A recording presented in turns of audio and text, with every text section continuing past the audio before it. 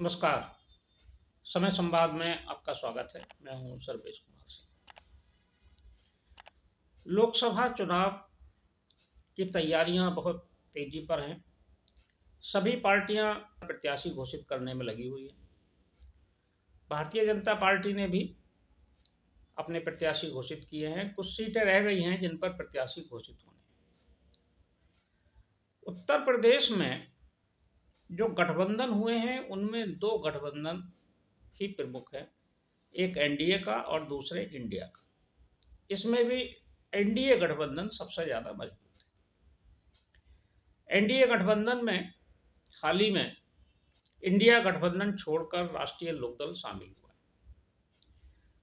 आज जान लेते हैं कि राष्ट्रीय लोकदल की कितनी ताकत पश्चिम उत्तर प्रदेश में है और गठबंधन के बाद कितनी ताकत और बढ़ेगी, या इसके पहले कितनी ताकत रही है, कितनी सीटें वो जीतते रहे।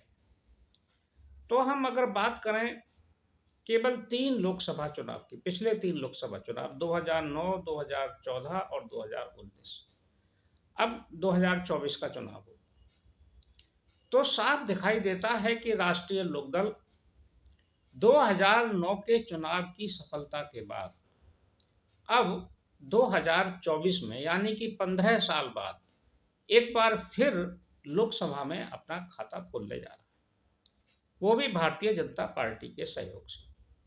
क्योंकि 2009 का चुनाव भी राष्ट्रीय लोकदल ने भारतीय जनता पार्टी के साथ गठबंधन में लड़ा था और उस समय भी आरएलडी एनडीए का हिस्सा थी, एनडीए के साथ तालमेल करके चुनाव लड़ा था।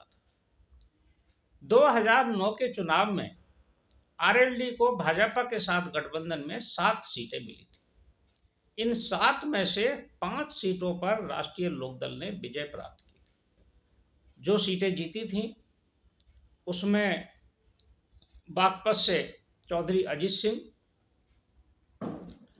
बिजनौर से संजय सिंह चौहान, अमरोहा से देवेंद्र नागपाल जीते थे, मथुरा से जैन चौधरी स्वयं जीते थे, और एक सीट हाथरस से जो रिजर्व सीट है उस सीट से भी राष्ट्रीय लोकदल के प्रत्याशी जीते थे, सारिका सिंह वहां से जीती थी।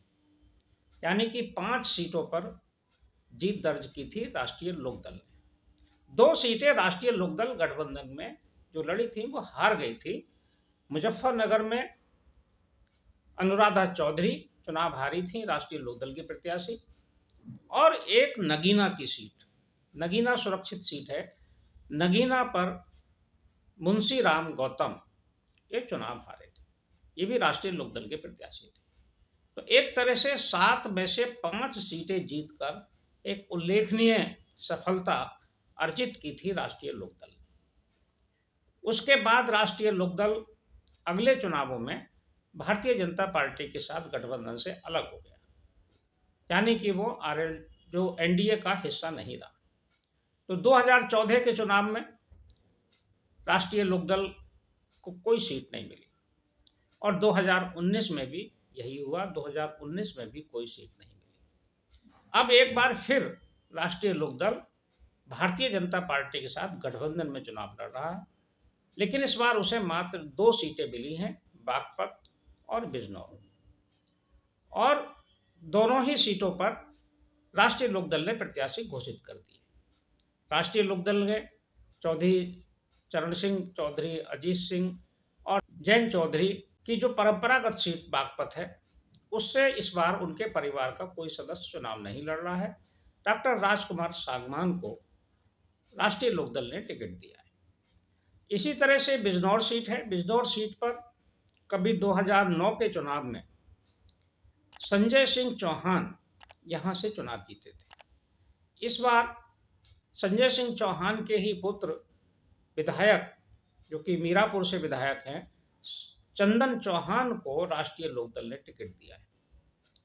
तो एक बार फिर दोनों सीटें मजबूत स्थिति में हैं, क्योंकि भारतीय जनता पार्टी के साथ समर्थन से चुनाव लड़ रहे हैं। तो 2009 के बाद एक बार फिर हैंडपंप चलेगा और लोकसभा में संभवतः दोनों सीटें जीतेंगी और दोनों सांसद वहां पहुंचेंगे। तो राष्ट्रीय लोकदल को गठबंधन से फायदा होगा। हालांकि ऐसा नहीं है कि गठबंधन का फायदा केवल राष्ट्रीय लोकदल को ही होगा, भारतीय जनता पार्टी को भी इस गठबंधन का फायदा होगा।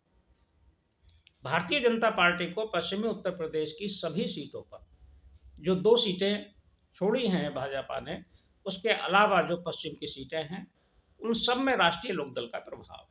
तो उसका फायदा निश्चित रूप से भारतीय जनता पार्टी को मिलेगा, जिसमें मुजफ्फरनगर से लेकर कैराना, मेरठ, गाजियाबाद, गौतम बुद्ध नगर, बुलंदशहर, अलीगढ़ और इधर नगीना, मुरादाबाद, अमरोहा, संभल, रामपुर, इन सब सीटों पर, फतेहपुर सीकरी, आगरा की, यहाँ भी राष्ट्रीय लोकदल का प्रभाव है। इन सीटों पर भारतीय जनता पार्टी को राष्ट्रीय लोकदल के वोट मिलेंगे और उससे भारतीय जनता पार्टी के प्रत्याशियों की स्थिति मजबूत होगी।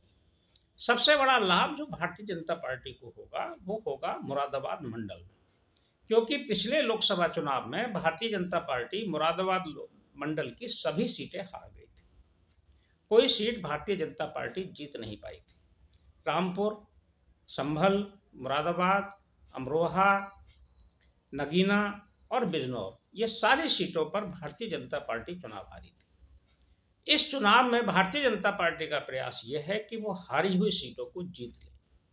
हारी हुई सीटों को जीतने का जो समीकरण है, गणित है और जो प्रयास है, उसमें राष्ट्रीय लोकदल के साथ गठबंधन से इन्हें बल मिलेगा।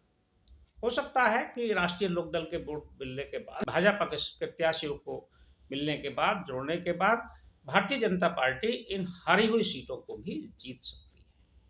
लेकिन संघर्ष बहुत कड़ा है मुरादाबाद मंडल में।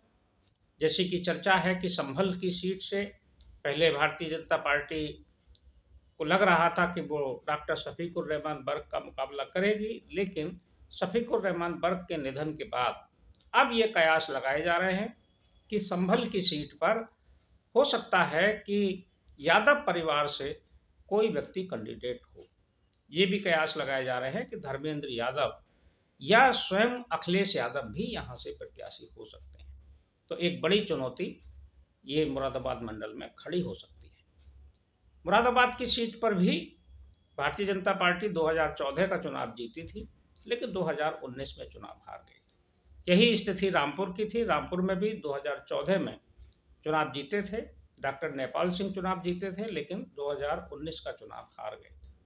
अमरोहा में भी यही स्थिति थी। 2014 का चुनाव कंवर सिंह तंवर वहां से जीते थे, लेकिन वो 2019 में हार गए। तो इस बार हो सकता है कि राष्ट्रीय लोकदल के साथ गठजोड़ से भारतीय जनता पार्टी को यहाँ सफलता मिल जाए, लेकिन बड़ी सफलता राष्ट्रीय लोकदल को मिलेगी। राष्ट्रीय लोकदल का खाता खोलेगा और राष्ट्रीय लोकदल के प्रत्याशी सांसद बनकर लोकसभा में जाएंगे, जो कि 2009 का इतिहास एक तरह से दोहराया जाएगा। हालांकि संख्या कम होगी 2009 के मुकाबले, लेकिन सफलता मिलेगी। जो सफलता का द्वार पिछले 2 चुनाव से बंद था, वो इस बार राष्ट्रीय लोकदल के लिए खुल जाएगा। देखते हैं कि अभी प्रत्याशी घोषित होने के बाद और क्या स्थिति बनती है, उस पर फिर आगे चर्चा करेंगे। समय संवाद में आज बस इतना ही। कल फिर मिलेंगे किसी एक खास विषय के साथ। तब तक के लिए मैं सर्वेश कुमार सिंह आपसे विदा लेता हूँ।